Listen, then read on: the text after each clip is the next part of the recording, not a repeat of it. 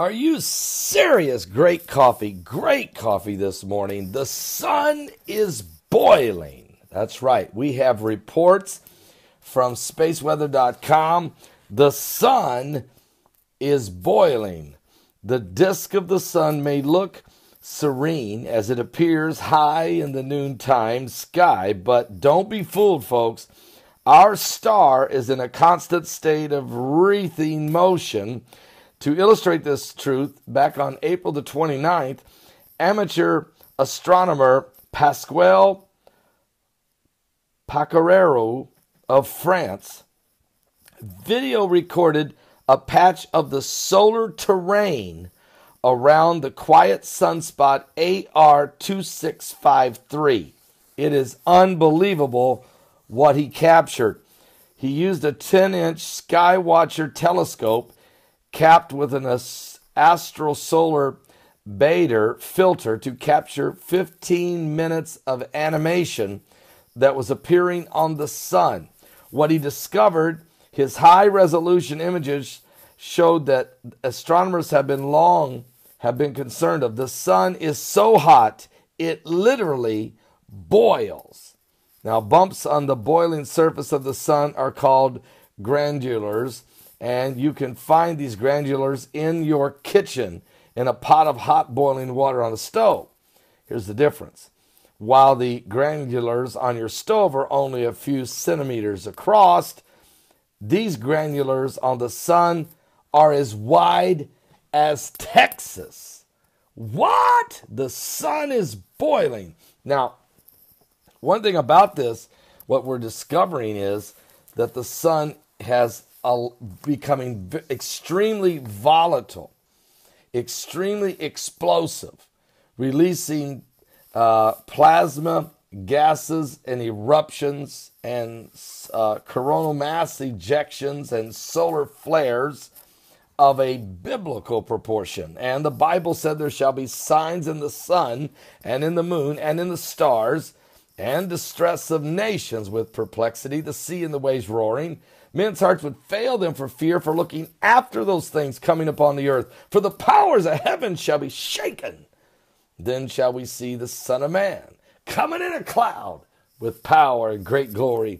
And when these things begin to come to pass, he said, look up, lift up your head, for your redemption is drawing nigh. But the apocalyptic events leading up to the coming of the Lord are going to get extremely concerning.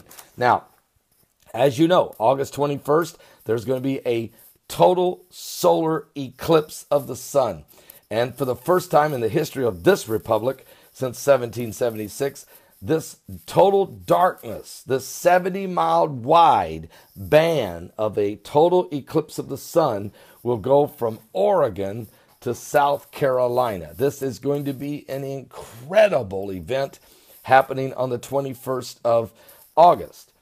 I'll be watching it. It will also be my wife and I, Heidi, it'll be our 35th wedding anniversary, and we will be sharing it with you if you come to the Hear the Watchman conference in Boise, Idaho.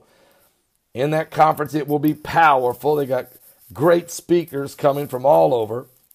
Anthony Patch will be there. Russ Dizdar, L.A. Marzulli. Are you serious? And a whole lot more. And on the day of the eclipse, we're actually going to take a bus to the Continental Divide there in Idaho, and we're going to stand there high in a perfectly clear afternoon with special goggles everyone can have if you come to the conference, and we will watch this incredible event in the heavens. And you say, well, Pastor, that's really cool, but what's it going to do with Bible prophecy? Everything.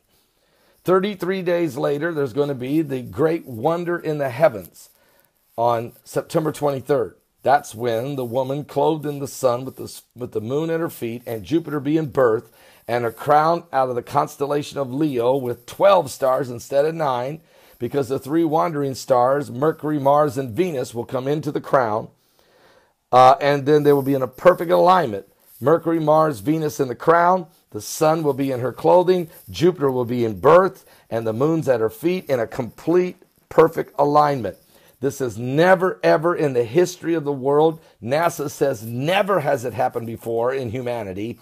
nor will it ever happen again. They've run computerized models of all of the rotations of the planets in the solar system, everything. It doesn't ever, they run the computer on into infinity, and it never happens again. But it's going to happen on this September 23rd, 33 days after this solar eclipse. And it just so happens to be the Feast of Trumpets. What? Blow the trumpet in Zion. The king is coming, folks. And then 7 days later is Yom Kippur, the Day of Atonement. Now, this is all part of the great wonder in heaven. And then, of course, it's not just the great wonder in heaven about the woman giving birth to the man-child, but also, and another wonder, and that is the rise of the red dragon, the beast. It's described just very similar to the beast in Revelation 13, the very next chapter, the rise of the New World Order, the Antichrist. So we're getting a double sign. In that sign on the 23rd, you're not only going to see about the unbelievable birthing of the man-child, the great wonder in heaven, but also another sign of the birthing of the beast, the realization, the revelation. And if you go to Leviticus chapter 12, you'll read that, well, God spoke about when the woman gets ready to give birth to a man-child, has to be a male, can't be a female. It even says it. That then there is 33 days of purification, followed by 7 more days before complete atonement. Are you serious? It's just incredible. So this solar eclipse and this great wonder in the heavens. So August 21st and September 23rd are tied together. These are the signs in the heavens of the apocalyptic end time conclusion. We are at the coming apocalypse, the coming revelation, the coming unveiling, the coming revealing of the coming of Jesus Christ. Are you saved? Yeah, the sun is boiling all right. Someday the earth will too. Are you saved? Give your life to Jesus Christ. Oh, we're running out of time. Oh, we're definitely running out of time.